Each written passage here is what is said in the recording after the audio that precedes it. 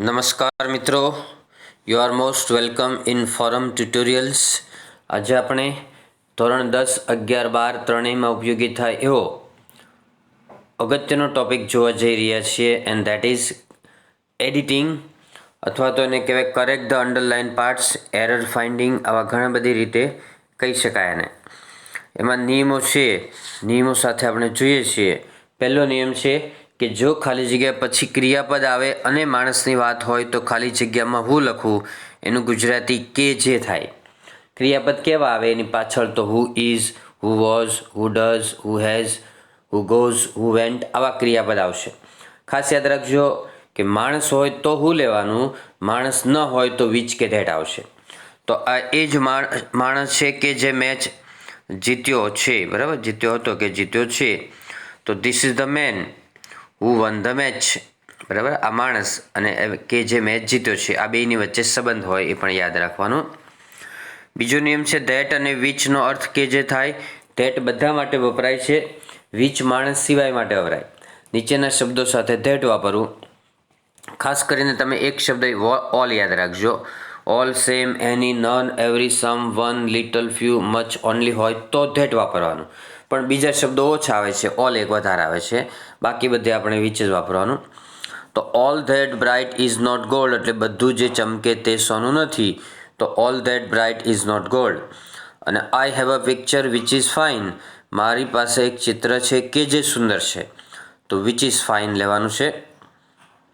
નિયમ 3 છે સિન્સ એ સમયનું બિંદુ બતાવે છે અને ફોર એ સમયનો ગાળો બતાવે છે. સિન્સ મંડે એટલે સોમવારથી, since 2005, since birth, since marriage, since 1 o'clock એટલે 1 વાગ્યાથી, એવું બતાવે. અને ફોર સમયનો ગાળો બતાવે. For 2 days, for 3 months, for 4 years, for 6 decades એટલે દસકાઓ. આવો સમયનો ગાળો બતાવે છે. બીજી રીતે તમને સમજાવું તો સિન્સમાં તમે જોજો કે આ રીતે શરૂઆતનું બિંદુ આપેલું છે, બરાબર. અને ફોરમાં તમારે આવો સમયનો ગાળો સમજવાનો છે, બે સમય વચ્ચેનો ગાળો. ફોર એક્ઝામ્પલ કહું કે 1 વાગ્યાથી, તો અહીંથી 1 વાગ્યાથી શરૂ થયું છે, ક્યારે પૂરું થયું નહીં ખબર પડે. પણ 1 કલાકથી એમ કહું તો 1 કલાક એટલે 12 વાગ્યાથી 1 વાગ્યા સુધીમાં, એમ સમજી શકાય, બરાબર. તો સમયનો ગાળો છે ફોરમાં આવશે, સમયનું બિંદુ છે સિન્સની અંદર આવશે. તો આઈ હેવ બીન ઇલ સિન્સ મંડે એટલે હું સોમવારથી બીમાર છું, એટલે સિન્સ આવશે પહેલાંની અંદર, since. I have been ill for 3 days એટલે કે હું 3 દિવસથી બીમાર છું, તો એમાં ફોર આવશે, બરાબર. એના પછીનો નિયમ છે જો કે જો વાક્યમાં વોઝ વેર પ્લસ આઈએનજી વાળું ક્રિયાપદ હોય, કે ઇઝેમાર પ્લસ આઈએનજી વાળું ક્રિયાપદ હોય, કે ખાલી જગ્યા પછી તરત જ આઈએનજી વાળું ક્રિયાપદ આવે, તો ખાલી જગ્યામાં વાઇલ મૂકવું. વાઇલ એટલે જ્યારે ત્યારે થાય, અથવા તો વાઇલ એટલે ખાલી ત્યારે કરો તોય ચાલે. તમારે આઈએનજી યાદ રાખવાનું. જો ત્રણેયમાં આઈએનજી નીચે લીટી કરી દઉં છું, બરાબર. તો while he was going on the road he mat with an accident, જ્યારે તે રસ્તા પર જતો હતો ત્યારે તેને એક્સિડન્ટ થયો. Don't disturb me while I am reading, તો જ્યારે હું વાંચતો હોઉં ત્યારે મને ખલેલ પહોંચાડશો નહીં. અને શી ફેલ ડાઉન વાઇલ રનિંગ, તે દોડતી વખતે નીચે પડી ગઈ હતી. આઈએનજી હોય અને ગુજરાતી જ્યારે અથવા ત્યારે એવું ગુજરાતી થતું હોય ત્યારે વાઇલ મૂકવાનું એની આગળ. પછી કારણદર્શક વાક્યની આગળ સિન્સ અથવા એજ મૂકવાનું, જેને કારણે થાય ગુજરાતી, અને બીકોઝ લખવું, કારણ કે લખવું. પણ વાક્યની શરૂઆતમાં ખાલી જગ્યા હોય તો બીકોઝ લખવું નહીં. એક્ઝામ્પલ જો કે she did not attend the school because she was ill, તે સ્કૂલમાં હાજર ન રહી શકી કારણ કે તે બીમાર હતી. પહેલું વાક્ય જે છે એને એઝ કે સિન્સમાં લખવું હોય તો બીજું વાક્ય આગળ લઈ લેવાનું કે as she was ill she did not attend the school, બરાબર. બીકોઝ ઓફમાં લખવું હોય તો because of her illness she did not attend the school, અથવા she did not attend the school because of her illness. So ધેરફોરમાં લખવું હોય, સો કે ધેરફોર એટલે તેથી થાય, તો આ રીતે લખવાનું કે she was ill so she did not attend the school. બીજું વાક્ય જો કે ભારે વરસાદ પડ્યો જેને કારણે અમે રમી શક્યા નહીં, તો as it rain heavily we could not play આવે, એઝ અથવા સિન્સ આવે આગળ છે, બરાબર. એનું જ વાક્યને બીકોઝમાં ફેરવવું હોય તો આમ કરવાનું કે we could not play because it rain heavily. એના વાક્યને સો ધેરફોરમાં મૂકવું હોય તો આ રીતે કરવાનું કે it rained heavily so we could not play. પછી મેની એટલે ઘણા થાય, ગણી શકાય તેવા નામ આવે, મેની બોયઝ, મેની ગર્લ્સ એવા નામ આવે. મચ એટલે ઘણું, ગણી ન શકાય તેવા નામ એટલે કે અનકાઉન્ટેબલ નાઉન્સ મચમાં આવે અને કાઉન્ટેબલ નાઉન મેનીમાં આવશે. મચ પેટ્રોલ, મચ રાઈસ જથ્થો છે ને એમાં આવશે. મચ વીટ એટલે ઘઉં, બરાબર, એ જથ્થો કહેવાય, તો એ મચમાં લેવાનું છે. એક્ઝામ્પલ જો, there are many boys in the class એટલે વર્ગમાં ઘણા બધા છોકરાઓ છે, તો આ બોયઝ છે ને એ ગણી શકાય. ધેર ઇઝ મચ ઘી ઇન ધ ટીન એટલે ડબ્બામાં ઘણું બધું ઘી છે, તો ઘી ન ગણી શકાય એટલે મચ લેવાનું. એની એટલે કંઈ પણ પ્રશ્ન વાક્ય અને નકાર વાક્યમાં જ આવે, બરાબર. અને સમ એટલે થોડુંક અથવા થોડાક, એ બધા નામ આગળ આવે. સમ એકવચન બહુવચન બે નામ આગળ આવશે. For example, there is water in the river, નદીમાં થોડુંક પાણી છે, તો there is some water in the river. એમ મચ આપ્યું હોય તો મચ પણ આવી શકે, બરાબર, પણ અહીંયા સમનું એક્ઝામ્પલ છે એટલે આપણે is there any water in the river, નદીમાં સહેજ પણ પાણી છે, તો અહીંયા પ્રશ્ન ચિહ્ન છે એટલે એની આવશે બીજા. પછી હાઉ મેની એટલે કેટલા ગણી શકાય તે નામ માટે, અને હાઉ મચ એટલે કેટલું ન ગણી શકાય તે માટે. પ્યુપિલ્સ ગણી શકાય છે એટલે how many. How many pupils are there on the ground.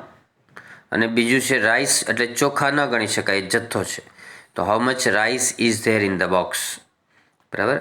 After એટલે પછી થાય ગુજરાતી, પણ પહેલી ક્રિયા પહેલાં આવે, અને બિફોર એટલે પહેલાં થાય, એ બીજી ક્રિયા પહેલાં લખવું, બરાબર. હવે તમારે શું યાદ રાખવાનું? આફ્ટર એક બિફોર બે, આમ પ્રાસ યાદ રાખવાનું. આફ્ટર એક બિફોર બે, આફ્ટર એક બિફોર બે, બરાબર. હવે નીચે વાક્યો છે કે વોશ યોર હેન્ડ્સ એટલે તમારા હાથ ધોવો, અને તમે ભોજન લો. યુ ટેક યોર મીલ એટલે તમે ભોજન લો. તો હાથ ધોવાની ક્રિયા પહેલી છે અને ભોજન લેવાની ક્રિયા બીજી છે, બરાબર. તો તમારે જો બિફોર મૂકવાનું હોય તો બીજી ક્રિયા પહેલાં મૂકવાનું, આફ્ટર મૂકવાનું હોય તો પહેલી ક્રિયા પહેલાં, એટલે અહીંયા બિફોર મૂકવું પડશે. Wash your hands before you take your meal, બરાબર. હવે આ બે વાક્યો આગળ પાછળ પણ લખી શકાય કે before you take your meal wash your hands. આમાં જો આફ્ટર મૂકવું હોય તો આગળ ખાલી જગ્યા આવશે. After you wash your hands આગળ આવી જાય કે after you wash your hands you take your meal, બરાબર. એ નીચે આપેલું છે વાક્ય, જો નીચે એ બી ઉલટ સુલટ આગળ પાછળ કરીને આપ્યું છે કે after you wash your hands you take your meal. એટલે તમારે યાદ રાખવાનું આફ્ટર એક બિફોર બે, એટલે આફ્ટર પહેલી ક્રિયા પહેલાં મૂકવાનું ને બિફોર બીજી ક્રિયા પહેલાં મૂકવાનું છે. ચાલો આગળ જો, ઇફ એટલે જો તો થાય, અને અનલેસ એટલે જો નહીં તો, બરાબર. ઇફ નોટ જેવો અર્થ છે અનલેસનો. પહેલું વાક્યમાં છે કે જો તમે મહેનત કરો તો તમે પાસ થાઓ, તો if you work hard you will pass. જો તો ગુજરાતી થાય છે એટલે ઇફ આવ્યું, બરાબર.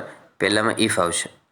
બીજામાં જો તમે મહેનત નહીં કરો તો તમે પાસ નહીં થાઓ, બરાબર. પાસ નહીં થાવ એમ કીધું છે કે જો મહેનત નહીં કરો તો બીજામાં તમારે અનલેસ મૂકવાનું છે. Unless you work hard you will not pass. વાક્યમાં સમયદર્શક શબ્દ પછી ખાલી જગ્યા આવે તો વેન, સ્થળદર્શક શબ્દ પછી ખાલી જગ્યા આવે તો વેર, અને કારણદર્શક શબ્દ પછી વાય અથવા તો રીઝન પછી તમારે વાય લખવાનું છે. It was 9 AM when he left the house. 9 વાગ્યાનો સમય હતો કે જે સમયે તેણે ઘર છોડ્યું હતું, તો સમય છે તો અહીંયા વેન લખવાનું છે પહેલું જે છે. The post office is a place where post cards are sold, એટલે પોસ્ટ ઓફિસ એક એવું સ્થળ છે કે જ્યાં પોસ્ટ કાર્ડ વેચવામાં આવે છે, બરાબર. તો પ્લેસ છે એટલે બીજું વેર લખવાનું છે. Do you know the reason Y he didn't attend the meeting. તમે કારણ જાણો છો કે તેણે મિટિંગમાં શા માટે હાજરી આપી ન હતી, તો રીઝન હોય તો વાય મૂકવાનું, બરાબર. હવે વાક્યમાં જો વન આવે તો ફક્ત બે માટે ખાલી જગ્યામાં ધ અધર, અને 3 કે 3થી વધુ માટે ધ અધર્સ લખવાનું. દાખલા તરીકે આઈ હેવ 2 પેન્સ એટલે મારી પાસે 2 પેન છે. One is red, the other is blue, the other is blue, બરાબર. એક પેન રેડ છે અને બીજી પેન બ્લુ છે. આઈ હેવ 4 એપલ્સ એટલે મારી પાસે 4 સફરજન છે, એક પાકું છે અને બાકીના બધા સફરજન કાચા છે. તો one is ripe, the others are unripe, the others are are. જો વાક્યમાં આઈધર આવે તો ઓર લખવું ખાલી જગ્યામાં, અને નાઈધર હોય તો નોર લખવાનું. બીજું કે આ નાઈધર નોર છે એનો સ્પેલિંગમાં જો નાઈધર નોર, આ બંનેમાં એન આવે છે. નાઈધર નોરમાંથી તમે આગળથી એન કાઢી નાખો બંનેમાંથી, તો આઈધર ઓર થઈ જાય. એટલે બેનો પ્રાસ યાદ રાખવાનો, આઈધર ઓર, નાઈધર નોર, એમ પ્રાસ યાદ રાખવાનો. ઉલટું નહીં કરવાનું, એટલે આઈધર સાથે નોર નહીં કરવાનું, નાઈધર સાથે ઓર નહીં કરવાનું. તો I shall take neither tea nor coffee, એટલે હું ચા અથવા કોફી બેમાંથી એક પણ લઈશ નહીં. બરાબર, આઈધર હોય તો બેમાંથી એક થાય. 14મો નિયમ છે, જો ખાલી જગ્યા પછી આઈએનજી વાળું ક્રિયાપદ હોય અને હેતુ દર્શાવતું હોય તો ખાલી જગ્યામાં વિથ એ વ્યુ ટુ લખવું, અને એનું ગુજરાતી થાય ના હેતુથી કે ના ઈરાદાથી. Kiran works hard with a view to getting first class, એટલે કિરણ છે એ ફર્સ્ટ ક્લાસ મેળવવાના હેતુથી સખત મહેનત કરે છે. બરાબર, હવે ગેટિંગની જગ્યાએ ગેટ હોય તો ઇન ઓર્ડર ટુ આવે. Kiran works hard in order to get first class, નીચે નોંધ લખેલી છે કે જો ખાલી જગ્યા પછી મૂળ ક્રિયાપદ હોય અને હેતુ દર્શાવતું હોય તો ખાલી જગ્યામાં ઇન ઓર્ડર ટુ લખવું. એનું ગુજરાતી પણ ના હેતુથી થાય, પણ ઇન ઓર્ડર ટુ પછી મૂળ ક્રિયાપદ આવે અને વિથ એ વ્યુ ટુ પછી આઈએનજી આવે. આનું જ વાક્ય સો ધેટમાં પણ બને કે Kiran works hard so that she can get first class, અથવા તો he can get first class. બરાબર, કિરણમાં હી અથવા શી બંનેમાં આવે, કિરણ પુરુષ અથવા સ્ત્રીમાં, તો he can get first class અથવા તો she can get first class. તો મોડલ ઓક્ઝિલરીઝ આવશે પાછળ. આગળ જો કે જો ખાલી જગ્યા પછી આઈએનજી વાળું ક્રિયાપદ હોય અને વિકલ્પનો ભાવ સૂચવે તો ખાલી જગ્યામાં ઇન્સ્ટેડ ઓફ લખવું. ઇન્સ્ટેડ ઓફનું ગુજરાતી થાય ને બદલે. મંદિરમાં દાન આપવાને બદલે આપણે સ્કૂલમાં દાન આપવું જોઈએ, તો instead of giving donation to the temple we should donate to school. બરાબર, ગિવિંગ આપેલું છે ખાલી જગ્યા પછી તરત જ આઈએનજી. આઈએનજી 3-4 જગ્યાએ આવશે, યાદ રાખજો. ગુજરાતી જોવાનું છે કે મંદિરમાં દાન આપવાને બદલે શાળામાં દાન આપવું જોઈએ, તો instead of giving donation to the temple we should donate to school. આગળ છે ઇનસ્પાઇટ ઓફ, એટલે છતાં પણ, અને ડિસ્પાઇટ એના જેવું જ છે. ખાલી જગ્યા પછી being, ING, my, our, your, his, her, their આવે ત્યારે ઇનસ્પાઇટ ઓફ વપરાય. ઇનસ્પાઇટ ઓફની જગ્યાએ ડિસ્પાઇટ પણ ચાલે. ગરીબી હોવા છતાં પણ તે પ્રામાણિક છે, એટલે in spite of his poverty he is honest. બરાબર, હિઝ આવ્યું છે અને બીજામાં બીઈંગ આવ્યું છે કે in spite of his being poor he is honest. Meaning સરખો થાય બેનો. ડિગ્રીના નામનો પ્રથમ અક્ષર ગુજરાતી વ્યંજન એટલે કે કક્કાનો હોય તો એ આર્ટિકલ લેવાનો, અને ગુજરાતી સ્વર હોય તો એન આર્ટિકલ લેવાનો. બરાબર, સ્વરમાં અ, આ, ઈ, એ, ઐ, ઓ, ઔ, અમ, અહ આવે. જો એમ એ છે એમાં એ પહેલો અક્ષર સ્વર છે એટલે એન આર્ટિકલ લેવાનો છે પહેલામાં, અને બીજામાં બી એટલે બતકનો બ છે એટલે એ આર્ટિકલ લેવાનો છે. બરાબર, પછીનો નિયમ છે ખાલી જગ્યાની આગળ વ્યક્તિનું નામ હોય અને ખાલી જગ્યાની પાછળ વ્યક્તિનું કે વસ્તુનું નામ હોય અને તેમની વચ્ચે સંબંધ હોય તો ખાલી જગ્યામાં હું જ લખવું કે જેનું, કે જેના, કે જેનો, કે જેની. નોનીનું ના યાદ રાખવાનું. પેલો એ જ છોકરો છે કે જેની પેન ચોરાઈ ગઈ છે, તો that is the boy whose pen is stolen. ત્યાં જો ખાલી જગ્યાની બંને બાજુના નામ છે, એની વચ્ચે સંબંધ છે. છોકરો એની પેન, છોકરાની પેન ચોરાઈ ગઈ છે. This is the girl whose parents are dead. આ એ છોકરી છે કે જેના પેરેન્ટ્સ મૃત્યુ પામ્યા છે, કે જેના પેરેન્ટ્સ. બરાબર, એટલે હુઝ પેરેન્ટ્સ. તો આ ગર્લ અને પેરેન્ટ્સ વચ્ચે સંબંધ છે. બરાબર, આ ખાલી જગ્યાના બંને બાજુના શબ્દો વચ્ચે સંબંધ હોય અને ગુજરાતી નોંધીનું ના આવે ત્યારે હુઝ લેવાનું છે. ખાલી જગ્યા પછી I, we, you, he, she, they, all, God, every, each વગેરે આવે અને માણસની વાત હોય ત્યારે હુમ લખવું. એનું ગુજરાતી થાય કે જેને. સર્વનામ આવે, આ બધાને સર્વનામ કહેવાય, અને સર્વનામ એટલે કે હુમ લખવાનું. સર્વનામ એટલે હુમ. એમાં બીજો એક પેટા નિયમ છે કે ખાલી જગ્યાની આગળ on, in, by, with, for, of આવે અને માણસની વાત હોય તો ખાલી જગ્યામાં હુમ લખવું. આ એ જ માણસ છે કે જેને આપણે સારી રીતે જાણીએ છીએ, તો મેન અને વી સર્વનામ છે. બરાબર, કે જેને સારી રીતે જાણીએ છીએ. સર્વનામ એટલે વુમ, ખાલી જગ્યા પછી સર્વનામ એટલે વુમ યાદ રાખવાનું. That is the woman on whom I relied. પેલી એ સ્ત્રી છે કે જેની ઉપર મેં આધાર રાખ્યો હતો, વિશ્વાસ રાખ્યો હતો. તો ખાલી જગ્યાની પહેલાં માણસનું નામ આવશે અને ખાલી જગ્યાની પછી સર્વનામ એટલે કે વુમ લખવાનું. વાક્યમાં જો બે વ્યક્તિની વાત હોય અથવા ટુ બોથ કે બે નામ આપેલા હોય રામ એન્ડ સીતા જેવા, ત્યારે ઈચ અધર લખવું, પરંતુ બે કરતાં વધુ માટે વન અનધર. બેનું ગુજરાતી એકબીજાને થાય, પરંતુ ઈચ અધર ફક્ત બે માટે વપરાય અને વન અનધર એકબીજા માટે વપરાય છે. Meena and Reena help each other, તો પહેલામાં બે નામ છે એટલે ઈચ અધર આવે. મીના એન્ડ રીના બે નામ છે. બરાબર, આઈ હેવ ટુ ફ્રેન્ડ્સ હોય તો they help each other, both help each અધર. બરાબર, પણ we should help one another, આપણે એકબીજાને મદદ કરવી જોઈએ, તો we should help one another. ત્યાર પછી છે 21મો નિયમ, જો ખાલી જગ્યાની આગળ સેમ આવે કે સચ આવે તો ખાલી જગ્યામાં એજ મૂકવું. દાખલા તરીકે I have the same pen as you have, મારી પાસે એ જ પેન છે કે જે તારી પાસે છે, તો ધ સેમ હોય તો એજ મૂકી દેવાનું. Such men as work hard never fail, એવા માણસો કે જે સખત મહેનત કરે છે કદી ફેલ થતા નથી.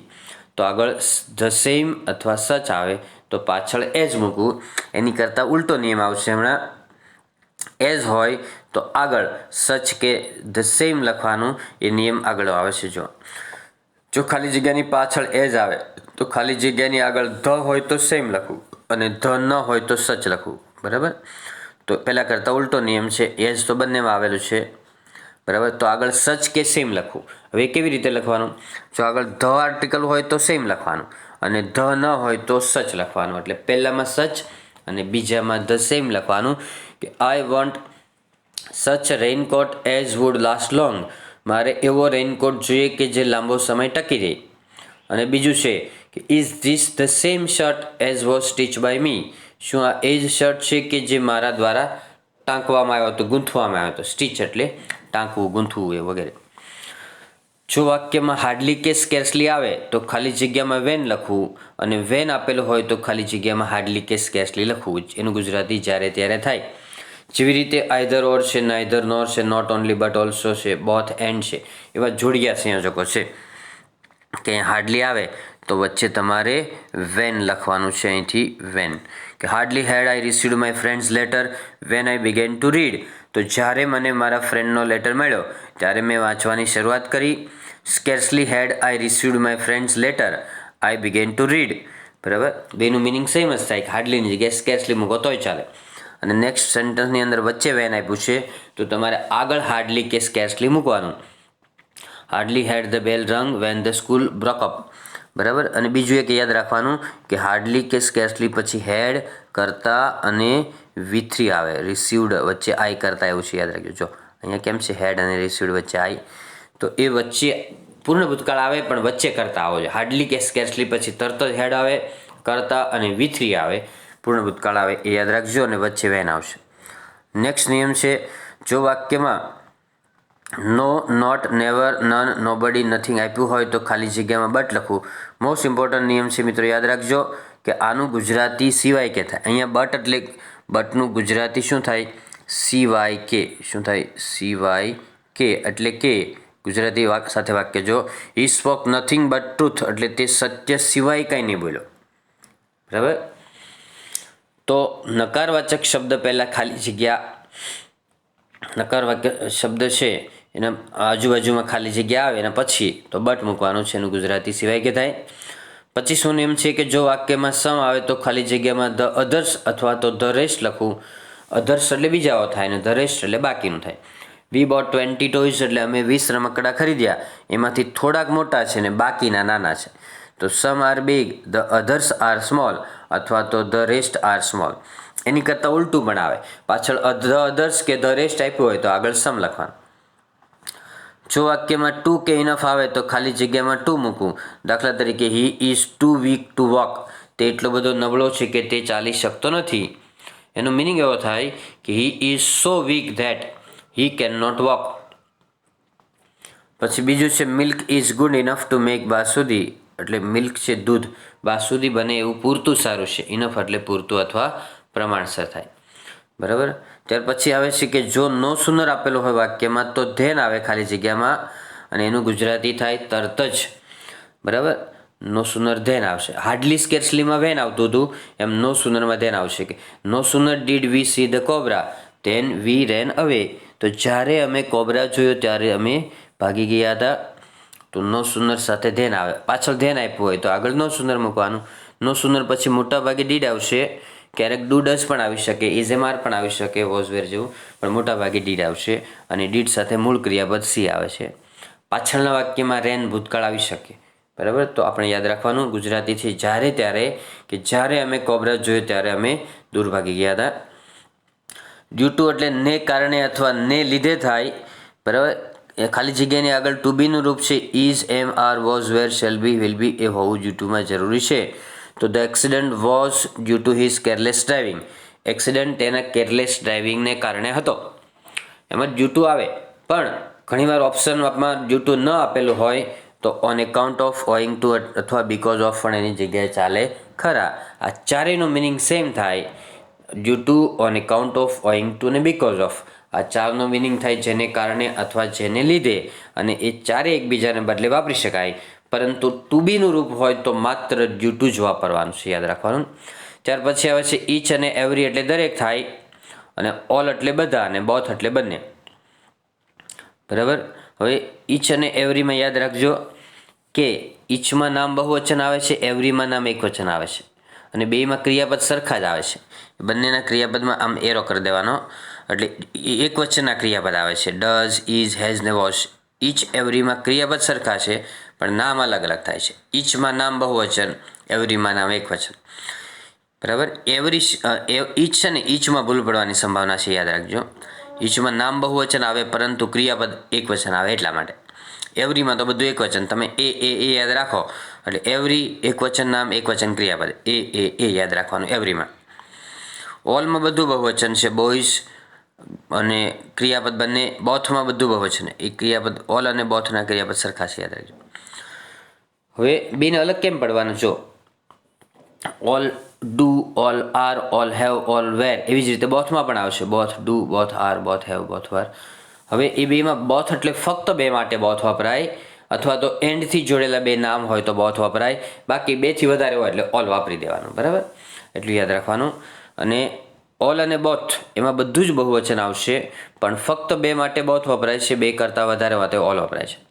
હવે સેન્ટન્સ જો કે આઈ હેવ ટુ પેન્સ એટલે મારી પાસે બે પેન છે. બંને લાલ છે, ટુ છે ને એટલે બંને, એટલે બોથ આર રેડ. જો પેન્સ બહુવચન છે અને આર બહુવચન છે, અને બોથ એટલે બંને છે, એટલે બોથ પહેલામાં લખવાનું. આઈ હેવ 3 પેન્સ, હવે બે કરતાં વધી ગઈ, 3 પેન્સ છે તો ઓલ આર રેડ કહેવાનું, બધી લાલ છે એટલે ઓલ આર રેડ. પછી pupils has a pen, pupils બહુવચનમાં છે પણ હેઝ એકવચન છે, તો each pupils has a pen આવે. Each pupils has a pen, ઈચમાં અલગ અલગ આવે.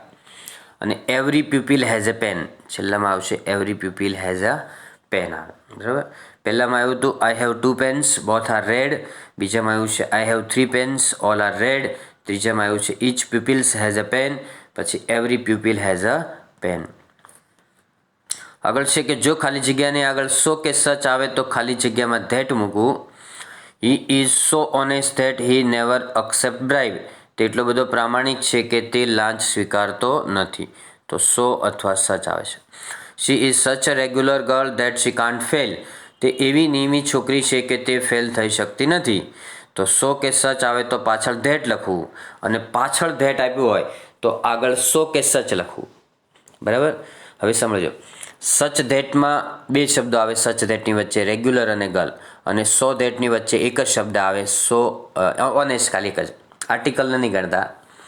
તો તમને પાછળ ધેટ આપ્યું હોય અને આગળ એક જ શબ્દ આવતો હોય ખાલી જગ્યાની વચ્ચે તો સો મૂકવાનું, અને પાછળ ધેટ આપ્યું હોય ને આગળ બે શબ્દો આવતા હોય બે ખાલી જગ્યા વચ્ચે તો સચ લખવાનું. સો ધેટની વચ્ચે એક શબ્દ આવે અને સચ ધેટની વચ્ચે બે શબ્દ આવે. બીજું એક સચ એઝનો આગળ નિયમ આવી ગયો છે, એમાં સચ એઝ પછી ક્રિયાપદ આવે. અહીંયા સચ ધેટ પછી કરતા આવે છે, ત્યાં સચ એઝમાં ખાલી જગ્યા પછી ક્રિયાપદ અથવા મોડલ ઓક્ઝિલરીઝ આવશે. એ પણ તમે યાદ રાખજો. જો વાક્યમાં નોટ ઓનલી આવે તો બટ ઓલ્સો લખવું, અને બોથ હોય તો એન્ડ લખવું. Not only Goa but also Kerala is a coastal state, એટલે ફક્ત ગોવા જ નહીં, કેરાલા પણ કોસ્ટલ સ્ટેટ છે, એટલે દરિયા કિનારાનું રાજ્ય છે. Both I and my wife are teachers, એટલે બંને હું અને મારા વાઇફ બંને ટીચર્સ છે. નોટ ઓનલી બટ ઓલ્સોમાં પાછળના કરતા મુજબ ક્રિયાપદ આવે, કેરાલા ઇઝ. અને બોથ આઈમાં આર આવ્યું છે, એટલે બંને ભેગા કરીને પછી ક્રિયાપદ કર્યું છે. બેને ઇન્ટરચેન્જ કરું છું વાક્યને. દાખલા તરીકે both Goa and Kerala are coastal states આવે, આર કોસ્ટલ સ્ટેટ્સ. બરાબર. Not only I but also my wife is a teacher. Not only I but also my wife is a teacher. Not only but ઓલ્સોમાં પાછળના કરતા મુજબ ક્રિયાપદ મૂકવાનું.